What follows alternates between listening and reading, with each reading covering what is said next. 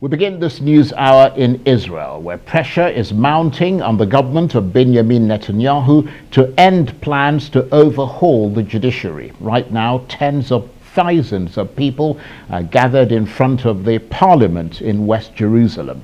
The country's president has also called on Mr. Netanyahu to drop the plans. A far-right coalition partner says Benjamin Netanyahu has now decided to delay the changes.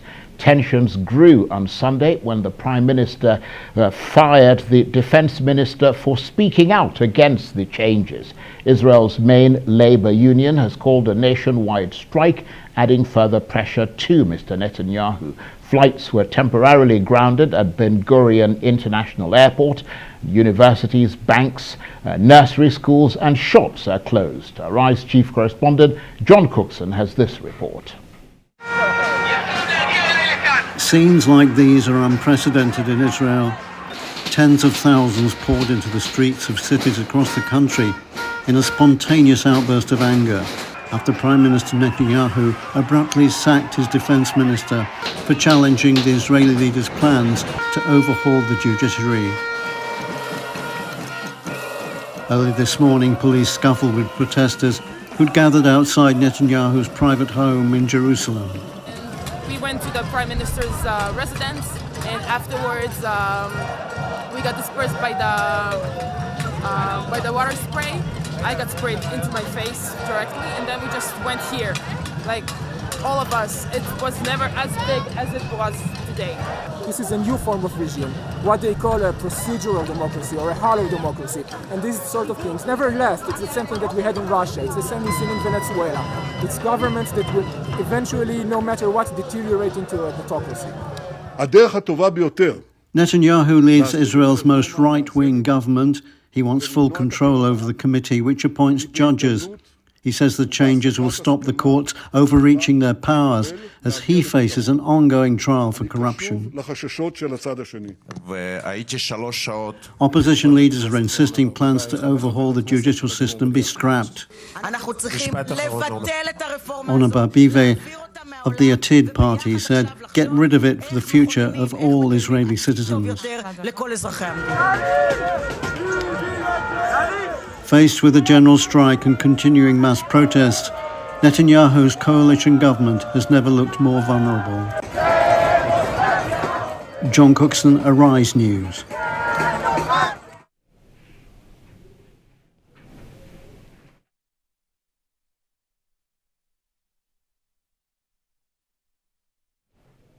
And John Cookson joins me now from London, where he's been monitoring developments. Good to see you, John. So 12 weeks of protest, but now it seems there is a new intensity to those demonstrations. Tell us more.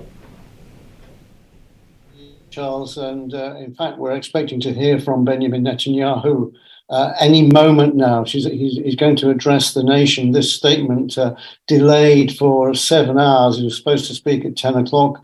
Or London and Lagos, Abuja time this morning, but that speech has been delayed throughout the day. It's rumoured that he's done a deal with the far-right members of the right-wing coalition that he leads. Worryingly, both Arab and Israeli press are reporting that the deal is that Ben-Gvir, the security minister, has agreed to support a delay for a debate on the introduction of new legislation until next month. In return, Charles, for the setting up of some kind of special security force, sort of National Guard type operation under Ben-Gvir's control. Now, if that is the case, then Israel is heading for some very dangerous times because the introduction of a new security force in this tinderbox situation that's developing at the moment with the right-wing government in charge, one has to fear very much for the future, especially with tensions in the West Bank and Gaza.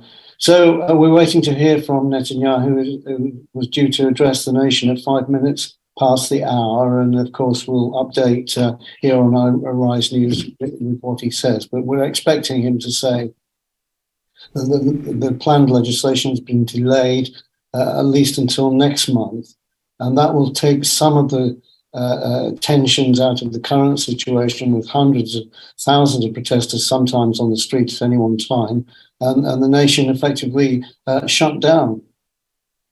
Well, it's very interesting that word you used, tinderbox. I mean, it's just like a little spark that could really set things aflame there in Israel. And of course, as you said in your package, John, 12 weeks of protests, the Prime Minister not deterred, although, as you say, it does seem as though he's shifting ground a bit. But why did he, or has he seemed so determined to press ahead with these reforms in spite of so much opposition?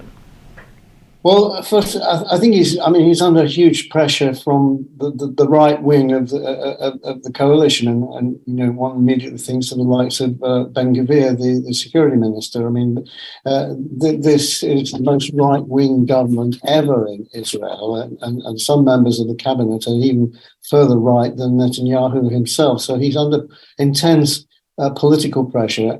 And in interviews in the past, Netanyahu does seem to be genuine in his thoughts that the Supreme Court has got too much power, and the plan is to override the Supreme Court with a vote in Parliament where necessary. It just needs to be a simple majority in the Knesset against the Supreme Court ruling, and the ruling is nullified. And this, of course, has angered so many Israelis, because they say it's a huge attack on democracy. The judiciary should be separate, as it is in most developed nations of the world.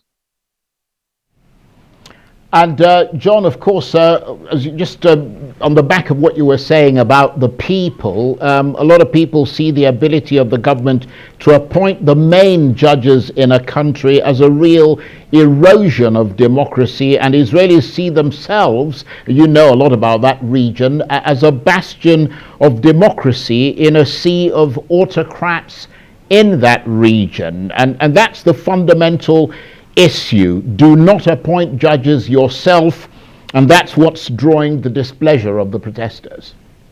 You're absolutely right. So therefore, Charles, look, this right-wing government, most Israelis didn't see it coming. It came as a shock. The election was in November, and Netanyahu became prime minister earlier this year, his sixth term in office. And I'm wondering whether, in fact, we're approaching a situation where it might be a collapse of the coalition government, and that indeed Israel is heading for more elections, because the turnout on the streets has just been quite incredible. I said in my report, Israel has seen nothing like it. It hasn't. I mean, the ports, Haifa and Ashdod, have been shut down. Ben Gurion Airport, the main airport for Israel, was closed. It's now reopened.